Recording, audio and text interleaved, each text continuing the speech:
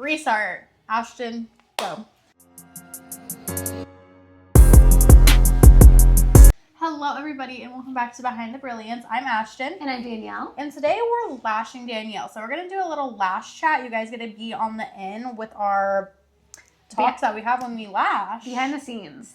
Yeah. We do this a lot too. So we figured, why not record one? Today we're going to be talking about what makes you an actual good educator, because I feel like nowadays everybody wants to be an educator, and Danielle has been an educator for how long? 15 years. 15 years. That's when I was 3. Yes. To put that into perspective.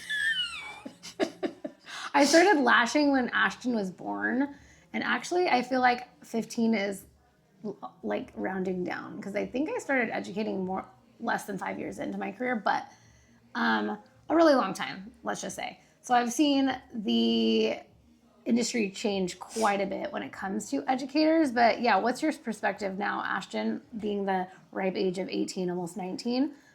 What are your thoughts? I feel like I see a lot of people who honestly, from what I can see on social media, aren't good enough to be a trainer and to be teaching other people.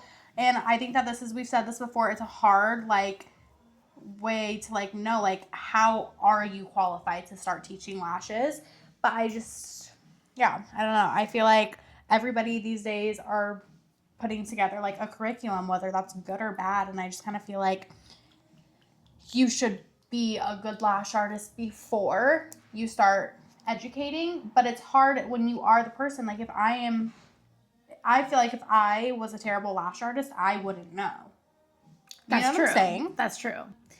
Well, I have some mixed feelings on this in general. So obviously I can come from the standpoint of being a lash educator, which makes me kind of biased. But I want to say from an unbiased perspective of just helping and teaching others, I don't think necessarily it's ever a bad time to teach others things if you're better than someone at something, which is kind of weird and contradictory too. I think sometimes what we see when we're seeing other educators is that maybe we see someone who isn't really aligned with us and our standards, as far as for example, today, Ashtyn and I came across a profile of a nice person who we're connected to on social media, who's an educator. But when we looked at the educator's work, we were kind of shook to our core because we would never promote the work that we saw. So yeah, I think there is obviously going to be a disconnect. I don't think everyone's suited for everybody else. I think that, in the realm of let's just say lashes, which technically anybody could be an educator for, meaning anyone can teach someone else how to do something, whether they're good at it or not.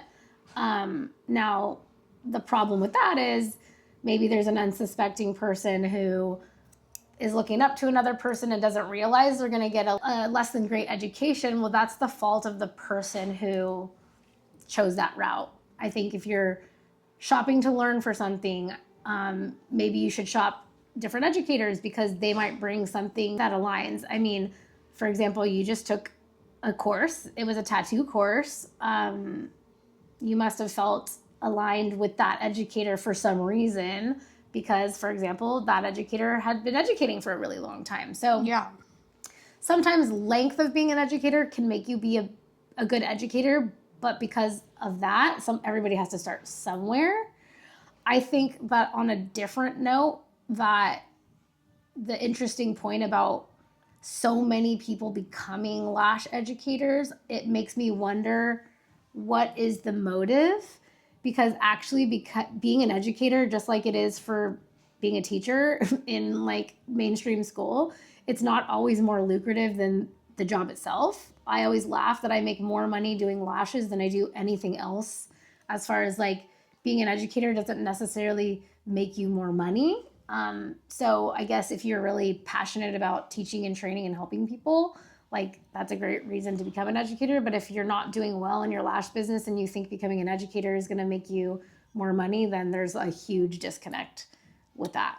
I agree. I also think that a lot of people on social media are lash educators. I feel like also if somebody sees that a person is a lash educator and they're promoting an online lash course, for example, and they have thousands of followers, they're going to automatically assume that lash educator is good at what they do. But realistically, the follower count doesn't mean that they're good. And their curriculum doesn't mean that it's automatically right. It's true. There's a difference between being a good marketer and creating a good product, which I think we've all seen in many different like things, you know, like I think even beauty products in general, like sometimes the marketing's amazing, but you're really buying just a product that you're buying hype and not a real product. But I think, I mean, I don't know if there's a point to this statement, but I think we're just living in a really interesting time right now because maybe not specifically with like a technical skill like lashes.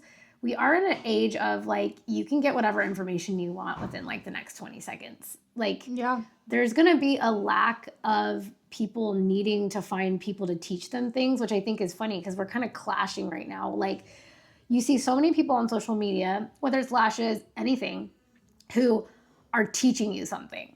They're like literally regurgitating information, but like we can all find that information on ChatGPT right now. So I think there's going to become a lower popularity with that as far as like, wow, yeah, you just gave me the top 5 facts of something, but I didn't really need that. Versus maybe like truly connecting, like, you know, people follow you because they think you're funny, you're cool, you're pretty, like there's a magnetism towards you. And so I think that like all of us tapping into some kind of energetic gift to like intertwine with what, if we're going to teach someone something, like, I don't know. I don't even, like I said, I don't know if I have a point, but I find that we're in an interesting time right now of like themes changing. I totally agree. Okay, well, speaking of that, because you're right, you can find you could probably teach yourself how to lash with ChatGPT at this point. Don't do that. No, I mean, don't do that. But you could. So what do you think makes a good trainer? What do you think makes a good educator?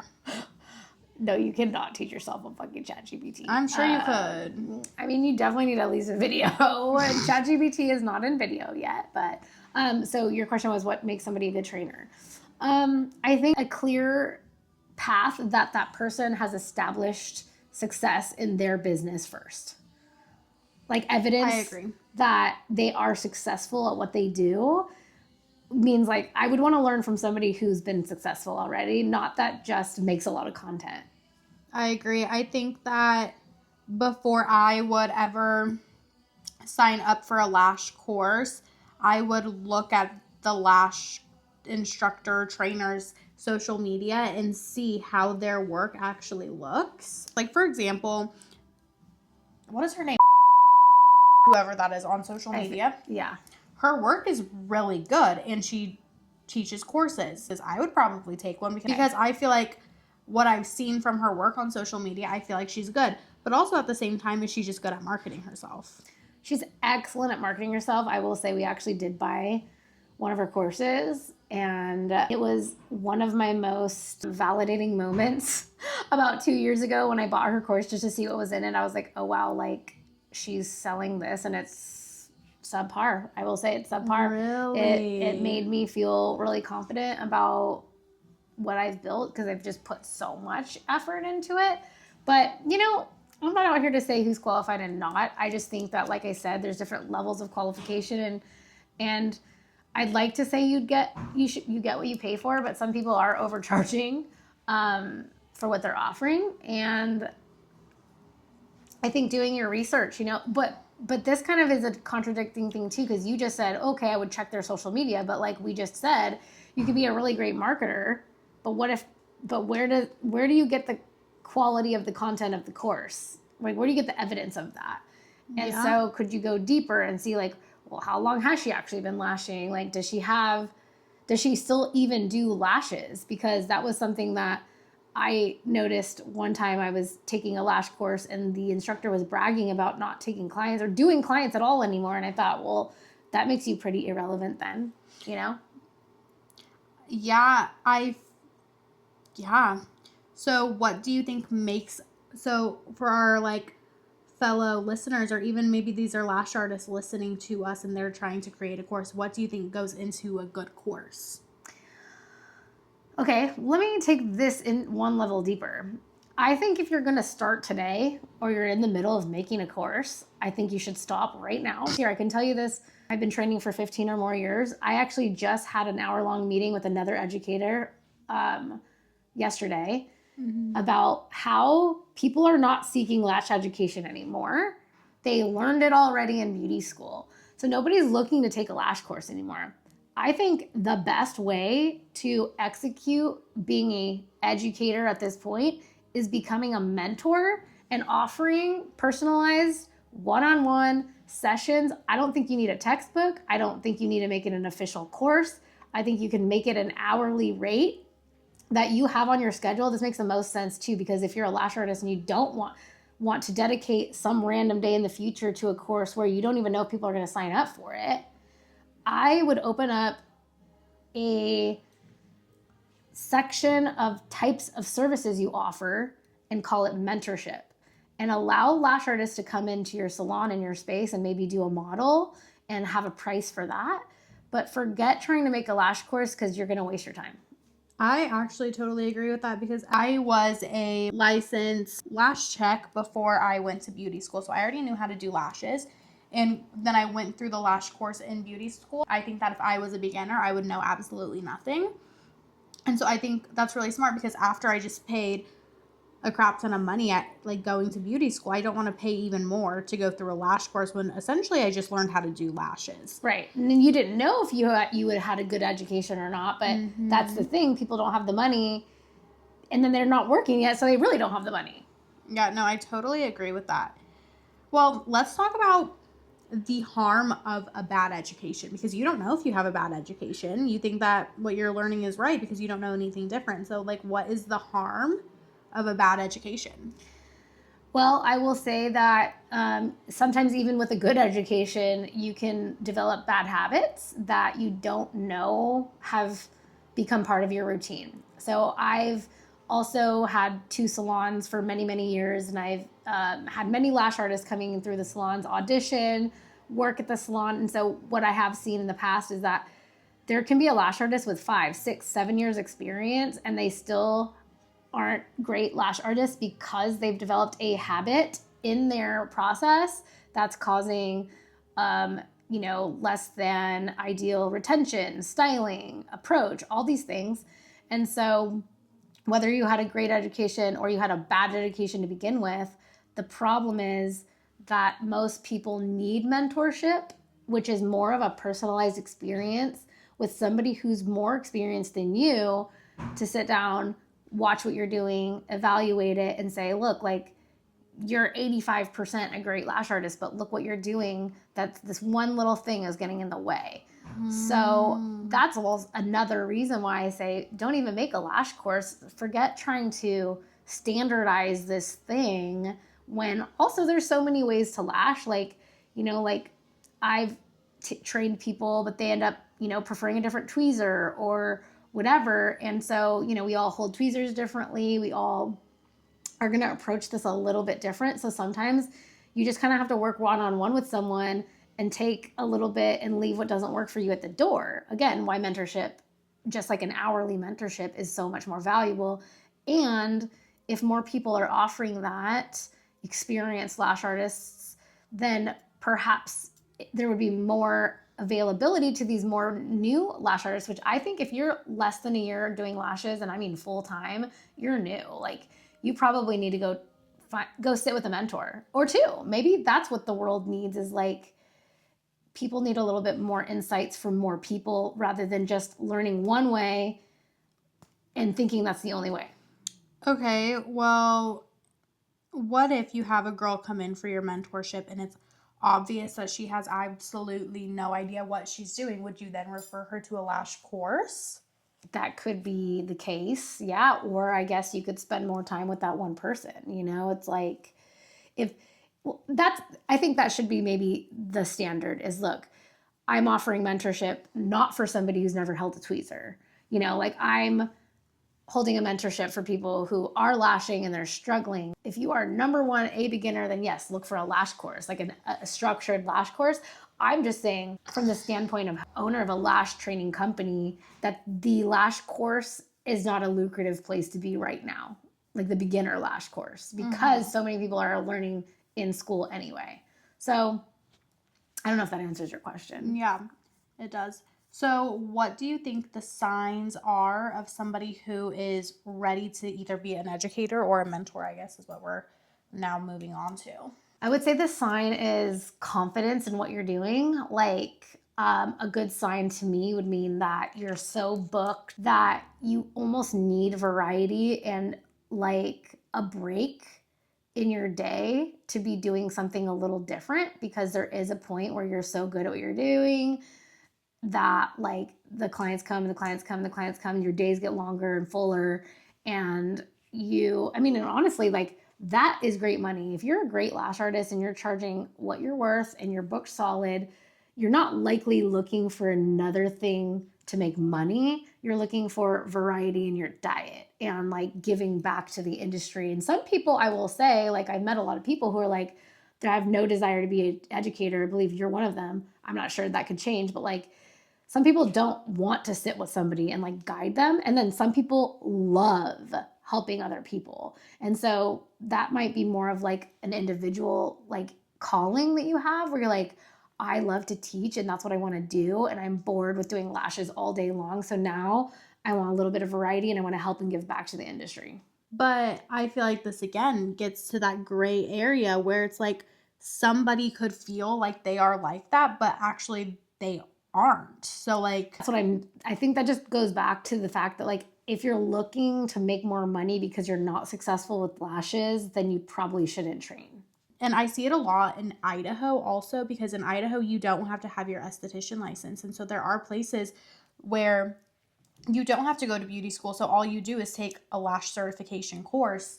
And that's when like you actually have you've never picked up a tweezer a day in your life. And there are people who are trying to bank on that and they don't even do good lashes themselves. I can look at their work and confidently say they don't know mapping, they don't know how to place their lashes correctly, and they're opening up trainings to teach new lash artists. And I honestly think that that's just like almost dangerous to lash clients. It is, but that kind of goes back to look, like human beings, we need to have discernment and self-awareness. So it's like if you're going to invest yourself, you say, wake up one day and say, I want to be a lash artist. Do your research. Like, don't go to someone that doesn't look like they know what they're doing. And it is what it is. I just think that it's probably like that in every field of like the service industry, is that there's just levels of success, and people who are really serious about being the upper tier of their industry, they're going to look for upper tier training. And, the thing is I remember when this lash franchise started, early in my career, that I was like, oh, great. Like they're out there offering like $99 full sets, like, but they're literally bottom of the barrel services. So it's like those places who charge below industry standard, they're giving below industry standard service, and they're attracting people who want to pay a lower rate for crappy service. So it's like, I guess somebody has to be out there. Like somebody has to be out there for everybody. I personally would prefer to attract a client who is very picky, wants somebody who knows what they're doing, and so they're going to pay a premium price for that. That's the client that I want.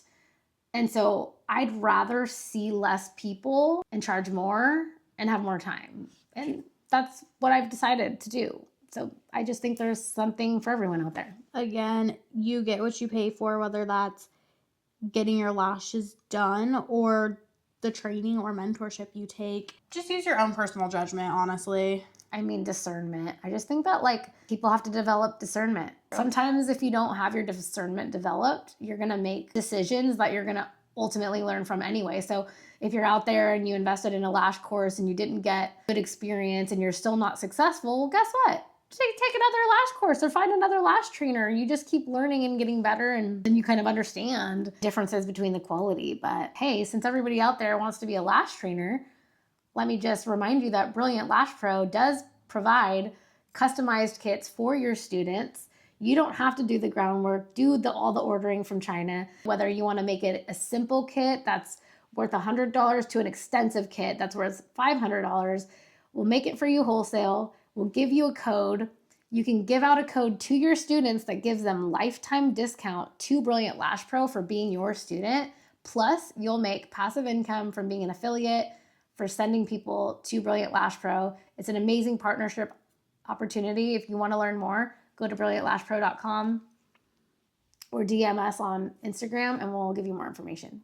Yes. Would you ever do like some sort of like training for somebody who wants to be a mentor? So say that somebody's like, say that I came up to you and I was like, you know what, I want to be a mentor, but I feel like I don't know exactly how to do it. Would you offer me some sort of like mentorship to become a mentor? Yes, actually, that's something that as of yesterday, I'm putting into development, because what we have is the Ultimate Lash course, which is a great textbook that's already done and already made that can be given to students. To skip that whole teaching someone the basics and the theory, it includes technique and practice exercises. So what we're doing is we are offering this to beauty schools to give to their students while they're in school to help increase their likelihood of getting a good education in beauty school. But the problem inside beauty school is that the teachers don't have good experience with lashes. So we're putting together a teacher training program that will help them facilitate. But we can also do this for like a single lash artist who just lives somewhere who wants to be a mentor. What we could do is we could give you the entire playbook, which would include giving the Ultimate Lash course to a student. It includes a kit and access to the online modules. And then all you do is you implement the in-person part, which would be one-on-one training. It could be as little as one day or as many days as you want, but included in the Ultimate Lash course, there are practice exercises that the teacher would have to kind of facilitate with the student, as well as, we teach the instructors how to facilitate a student's practice models too. So you could be basically nurturing a lash artist or mentoring a lash artist, but assigning them to do practice models to give you feedback on after you have the in-person session with them. You're going to want them to execute what they learned with you without you to prove that they learned what they learned. So yeah, we're actually putting a program together for that right now. Period. And kind of, sorry, I feel like this talk is like kind of all over the place. But going back to like your mentorship days, what do those normally consist of? Like walk me through the process of that. So we have like what we call a drop-in mentorship day at Garnet Lash. And what that means is since we already are partnered with Brilliant and the Ultimate Lash course, is that even if you're a experienced lash artist who just wants to brush up on your skills, we give you kind of everything anyway first, because we do want to make sure that you understand and are in alignment with our standards. So we're going to give you access to all of our online courses, which include all of the basics, which you may or may not need. We give you a kit of the supplies that we recommend you use, because we also do believe it's kind of challenging to mentor a student if they're bringing supplies that aren't in alignment with what we use. So we include in our mentorship day, we basically give you access to the course and a kit included so that you come in and you have somewhat of an idea of our expectations. And then we spend 1 4-hour session with you doing a model and then kind of talking to you before and after, like addressing speed, positioning, ergonomics, just approach, bond strength, things like that during a model, but also talking to you about any other aspects of the business that you might have interest in for that day during that session. Yeah, I feel like, honestly, guys, the biggest takeaway from all of this is to trust your own judgment in a way. Have, what's it called? Discernment? Discernment. You learn new things every day, because I didn't know what that was called. Hello? Oh! It's Natalia. Perfect. Hi. Well, it was so fun to hang out with you guys today. I hope you enjoyed this style of video. Just be careful out there. Don't offer trainings if you're not good at what you do. Yeah, have discernment. Have discernment.